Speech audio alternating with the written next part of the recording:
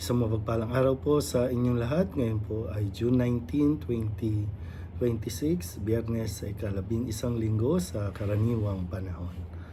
Ang ating pong unang pagbasa at pagninilay sa araw na ito ay hinango mula sa ikalawang aklat ng mga hari, chapter 11, verses 1 to 4, verses 9 to 18, and verse 20.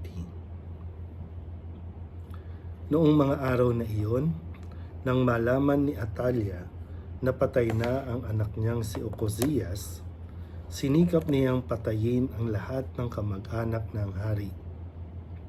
Ngunit si Joas na anak ni Ocosias ay naitakas ng tiya niyang si Josaba na anak ni Haring Horam at kapatid ni Ocosias.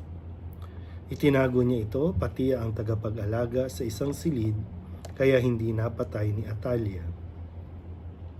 Pagkatapos dinala niya ito sa bahay ng Panginoon at doon itinago ng 6 na taon habang si Atalia ang nagahari sa lupain. Nang ika-7 taon ng pamamahala ni Atalia, ipinatawag ni Joaida ang mga pinuno ng mga Kriteo at ng mga bantay sa templo at isinama sa loob ng templo.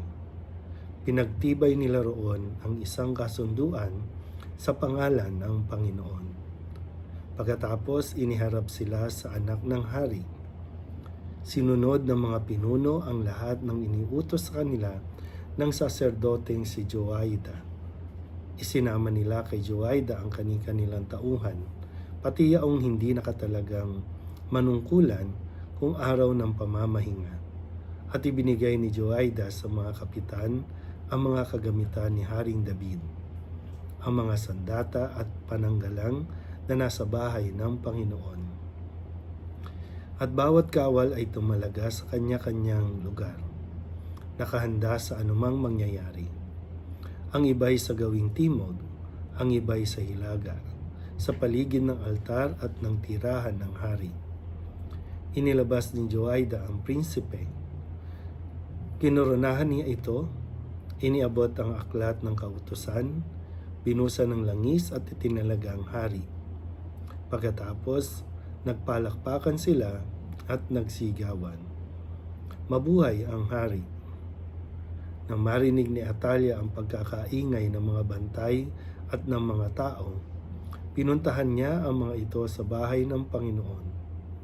Pagdating doon, nakita niyang nakatindig ang hari sa isang mataas na lugar tulad ng kinaugalian. Ang mga kapitan at ang mga taga-ihip ng trompeta ay nakatayo sa tabi nito. Ang buong bayan naman ay di magkamayaw sa galak at walang malamang gawin sa pag-ihip ng kanilang trompeta. Nang makita ito ni Atalia, sinira niya ang kanyang kasuotan at malakas na sinabi, "Ito'y isang malaking kataksilan." Iniutos ni Joaida sa mga kapitan, ilabas ang babaeng iyan at patayin, pati ang sino mang susunod sa kanya.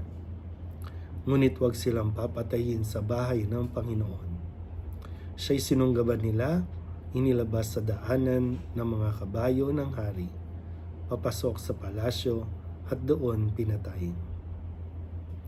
Pagkaraan noon, sinariwa ni Joaida ang tipan ng Diyos at ng mga tao.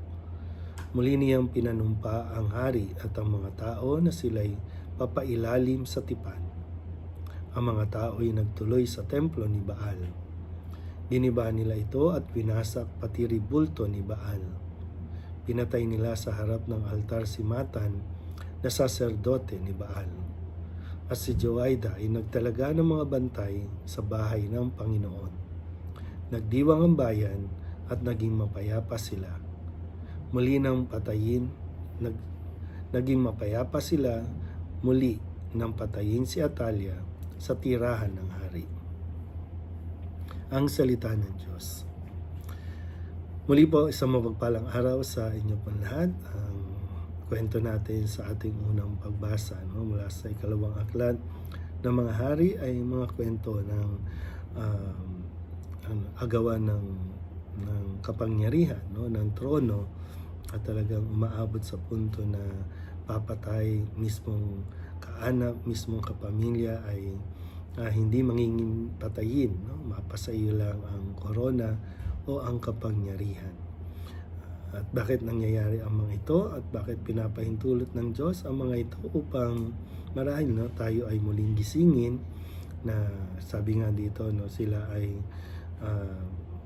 dahil sa kanilang pagsamba sa mga rebulto ni Baal, no, yung mga Diyos-Diyosan, kung kaya't sila po ay napariwara at patuloy na nakaranas ng pagpapahirap mula rin mismo sa mga hari o reyna na sumasamba sa mga Diyos-Diyosan. Pero ganun pa man, handaan natin na hindi ipapahintulot ng ating Panginoon na mamayani ang kasamaan ng panghabang panahon.